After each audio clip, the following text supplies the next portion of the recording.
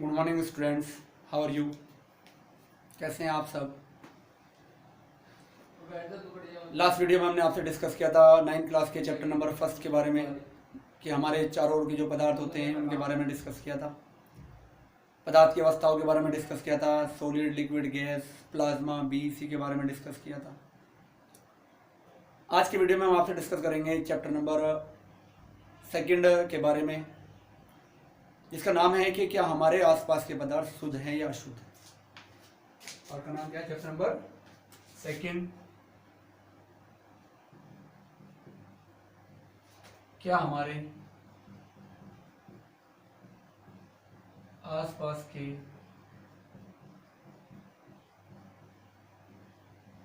पदार्थ शुद्ध हैं। ये पार्ट का नाम है कि देखो, शुद्धता और अशुद्धता हम सुनते ही रहते हैं। घर के अंदर भी जब घी वगैरह लाते हैं तो कहते हैं कि असली घी होता है, एक नकली घी होता है। यानी कि एक तो असली का मतलब होता है शुद्ध घी और नकली का मतलब होता है अशुद्ध घी। तो इस प्रकार से कभी कभी ऐसा होता है कि हमारे पास बहुत सारे पदार्थ होते हैं, चीनी होती है, उसके अंदर दाल मिल जाती है, या दाल के अंदर चावल मिल जाते हैं। तो वो क्या होता है, जो पदार्थ बन जाता है आपका अशुद्ध पदार्थ बन जाता है। तो शुद्धता और अशुद्धता को जो रसायन विज्ञान में है उन्हें किस प्रकार से परिभाषित किया जाता है। तो शुद्धता का मतलब यहाँ पर होता है कि ऐसा पदार्थ जिसमें केवल एक ही प्रकार के अवयवी कण उपस्थित होते हैं। ऐसा पदार्थ जिसमें क्या होते हैं, एक ही प्रकार के अवयवी कण उपस्थित होते हैं, उस पदार्थ को क्या कहा जाता है, शुद्ध पदार्थ कहा जाता है। और जिसमें क्या होता है, एक से अधिक प्रकार के अवयवी कण क्या होते हैं, उपस्थित होते हैं, उनको क्या कहा जाता है, अशुद्ध पदार्थ कहा जाता है। जैसे हम बात करें चीनी के बारे में, नमक के बारे में, या पोटेशियम परमैंगनेट है, कॉपर सल्फेट है, इन सब के बारे में हम बात कर रहे हैं तो ये क्या है, ये एक शुद्ध पदार्थ है। क्योंकि अगर हम चीनी की बात करें तो चीनी के क्रिस्टल्स आपको सारे आपको एक जैसे दिखाई देंगे, एक जैसे होते हैं जो चीनी है। तो प्रत्येक क्रिस्टल का जो फॉर्मूला होगा C12H22O11 होगा। तो चीनी का फॉर्मूला है, तो सारे क्रिस्टल जो होंगे वो इसी प्रकार के होंगे। नमक की बात करें तो इसमें क्या होगा, NaCl होगा, जो क्या होगा आपका नमक होगा। ठीक है। कॉपर सल्फेट की बात करें तो CuSO4 होगा, कॉपर सल्फेट।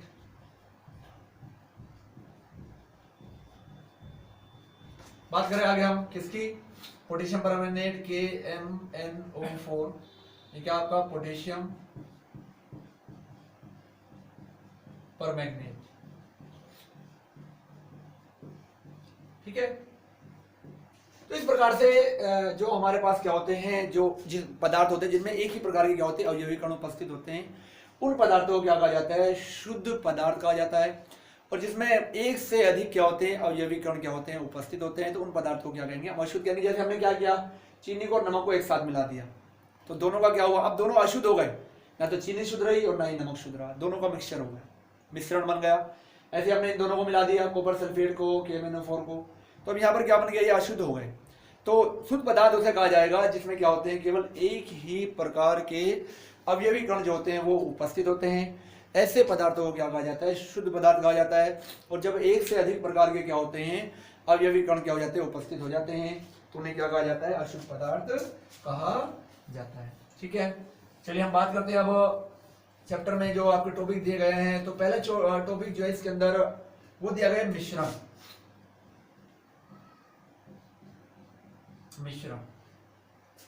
मिश्रण क्या होता है, दो या दो से अधिक पदार्थों का बना हुआ कोई भी आपका जो पदार्थ है वो क्या कहलाएगा, आपका मिश्रण कहलाएगा। जिसमें अवयवी कण जो होते हैं वो क्या होते हैं, एक से अधिक होते हैं। तो ऐसा जो भी पदार्थ आपका बना हुआ है उस पदार्थ को क्या कहा जाएगा, मिश्रण कहा जाएगा। ठीक है। जो शुद्ध तत्वों या शुद्ध यौगिकों के द्वारा तो बनता है, परंतु उसमें क्या होता है, एक से अधिक तत्व या एक से अधिक यौगिकों का क्या होता है, वो मिश्रण होता है, उनसे मिलकर बना होता है। तो ऐसा पदार्थ क्या कहलाता है आपका, जो कहलाएगा वो कहलाएगा आपका मिश्रण कहलाता है। अब मिश्रण जो होता है सामान्य रूप से क्या होता है, वो दो प्रकार का होता है। नंबर 1 समांगी मिश्रण, नंबर 2 विषमांगी मिश्रण। समांगी मिश्रण का मतलब है जिसके प्रत्येक भाग के गुण धर्म क्या होते हैं, एक जैसे होते हैं। ऐसा मिश्रण क्या कहलाएगा, आपका समांगी मिश्रण कहलाएगा। और ऐसा मिश्रण जिसमें क्या होता है, जिसके प्रत्येक भाग के गुणधर्म एक जैसे एक समान नहीं होते हैं, तो ऐसा मिश्रण क्या कहलाता है, आपका विषमांगी मिश्रण कहलाता है। जैसे हम बात करें समांगी किसे कहेंगे, अगर हम समांगी की बात करें तो जैसे हमने क्या लिया, जल लिया, प्लस में हमने क्या किया, चीनी को डाल दिया, तो अब चीनी जो होगी जल के अंदर पूर्ण रूप से घुल जाएगी। यहां हमने जल ले लिया, प्लस के अंदर नमक डाल दिया, तो जो नमक होगा इसके अंदर पूर्ण रूप से क्या हो जाएगा, विलय हो जाएगा, घुल जाएगा। तो इस प्रकार का बना हुआ मिश्रण क्या कहलाएगा, आपका कहलाएगा समांगी मिश्रण। क्या कहलाता है, समांगी मिश्रण कहलाता है। और अगर हम क्या करें, जल ले लें, प्लस के अंदर तेल डाल दें, या हम जल ले लें, प्लस इसके अंदर क्या डाल दें, रेत डाल दें, जल ले लें, इसके अंदर क्या डालें, हम चौक डाल दें, चौक पाउडर,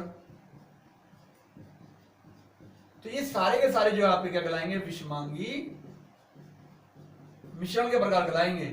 क्यों कहलाएंगे, क्योंकि यहाँ जो जल और तेल की अगर हम बात करें तो जब जैसे हम जल के अंदर क्या डालेंगे, तेल को डालेंगे, तो तेल डालने पर तेल ऊपरली लेयर पर रहेगा, ऊपर ऊपर मिल जाएगा आपको, और जल क्या होगा, वो नीचे सेटल हो जाएगा, नीचे बैठता चला जाएगा। ठीक है, ऐसे क्या होगा, जल और रेत को ले तो रेत क्या हो जाएगा, नीचे हो जाएगा, और जल क्या रह जाएगा, ऊपर रह जाएगा। चौक पाउडर को लेंगे तो चौक पाउडर नीचे बैठ जाएगा, और जल क्या रह जाएगा, आपका ऊपर रह जाएगा। तो जिसमें प्रत्येक भाग के गुणधर्म क्या होते हैं, एक जैसे दिखाई, एक जैसे नहीं होते हैं, अलग अलग होते हैं। तो ऐसा मिश्रण क्या कहलाता है, आपका विषमांगी मिश्रण कहलाता है। और जिसके प्रत्येक भाग के गुणधर्म क्या होते हैं, एक समान होते हैं, ऐसे मिश्रण को क्या कहा जाता है, समांगी मिश्रण कहा जाता है। तो दो या दो से अधिक यौगिकों को मिलाकर बनाया गया पदार्थ क्या कहलाता है, वो आपका मिश्रण कहलाता है। ठीक है, अब मिश्रण जो होता है उसमें जो पदार्थ डाले जाते हैं उनकी मात्रा जो होती है वो निश्चित हो भी सकती है और नहीं भी हो सकती है। जो मिश्रण होता है उसमें मात्रा निश्चित हो भी सकती है और नहीं भी हो सकती है, दोनों ही क्या होती है, इसमें कंडीशन हो सकती है। ठीक है, तो याद रखना दो प्रकार के होते हैं मिश्रण हमारे, कौन से, तो समांगी मिश्रण होता है और दूसरा हमारा कौन सा होता है, विषमांगी मिश्रण होता है। समांगी मिश्रण के प्रत्येक भाग के गुणधर्म क्या होते हैं, एक समान होते हैं, और विषमांगी मिश्रण के प्रत्येक भाग के गुणधर्म जो होते हैं वो क्या होते हैं, वो अलग अलग होते हैं। ठीक है, अब एक और हम क्रियाकलाप दे लेते हैं। मान लिया हमने क्या किया, ए बी सी और डी चार ग्रुप बनाए कक्षा में। एक को हमने क्या दिया, 50 ml जल प्लस 1 चम्मच कॉपर सल्फेट दिया। ठीक है, बी को हमने क्या दिया, 50 ml H2O प्लस 2 चम्मच CuSO4 कॉपर सल्फेट दे दिया। सी को हमने दिया 50 ml H2O प्लस KMnO4 दे दिया। यहां हमने क्या दिया, डी को 50 ml H2O दे दिया प्लस KMnO4 प्लस CuSO4 का मिश्रण दे दिया। टेस्ट ट्यूब ली। ठीक है, अब क्या किया हमने, चार ग्रुप में बांट दिया, टेस्ट ट्यूब दिया। अब इसमें क्या किया, जल दे दिया। इसमें क्या किया, स्टूडेंट ने सबने क्या किया, ऐड किया जो भी मैटर दिया गया था, स्टेयर किया, घोला। तो घोलने के बाद क्या होगा, आपको विभिन्न रंग दिखाई देंगे। ठीक है, ये वाला विलयन जो आपको दिखाई देगा वो नीले रंग का दिखाई देगा, ये वाला भी आपको नीला दिखाई देगा, परंतु दोनों के रंग में अंतर आएगा। क्यों, यहाँ पर क्या आएगा, यहाँ पर 1 चम्मच कॉपर सल्फेट डाला है, 2 चम्मच कॉपर सल्फेट डाला, तो ये डार्क हो जाएगा थोड़ा, और ये क्या रहेगा आपका, थोड़ा लाइट कलर का रहेगा, हल्के कलर का रहेगा। यहाँ बात करें 50 ml H2O है और KMnO4 है, तो यहाँ डाला गया KMnO4 उसमें डिसोल्व हो जाएगा और विलयन का रंग क्या हो जाएगा, आपका लाल हो जाएगा। तो ये सारे मिश्रण जो बने हुए हैं ये कहलाएंगे आपके क्या, समांगी। क्या कहलाएंगे, समांगी मिश्रण कहलाएंगे। अब यहाँ पर हमने क्या किया, दो कंपाउंड को डाला, एक KMnO4 और एक कॉपर सल्फेट को 2 डाला, यानी कि पोटेशियम परमैंगनेट और कॉपर सल्फेट 2 हमने यहाँ पर क्या किया, पदार्थों को डाला। और डालने के बाद जल में घोल दिया, तो अब क्या होगा, दोनों घुल गए।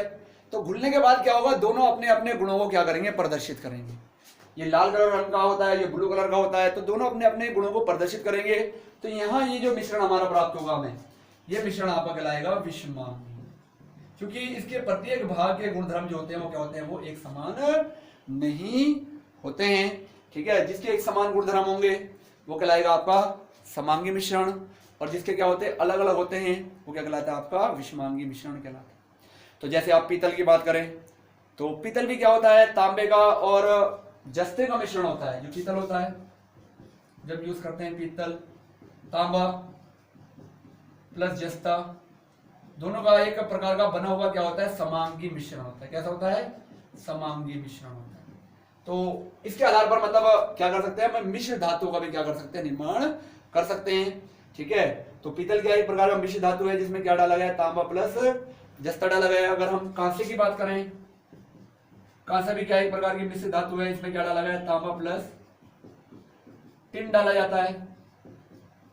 ठीक है स्टेनलेस स्टील की बात करें तो उसमें भी क्या होता है कार्बन होता है आयरन होता है निकिल होता है क्रोमियम होता है उन सारी की सारी चीजों को डाला जाता है। स्टेनलेस स्टील के जो बर्तन आप यूज करते हैं तो वो क्या होता है वो भी एक प्रकार से क्या है मिश्र धातु है।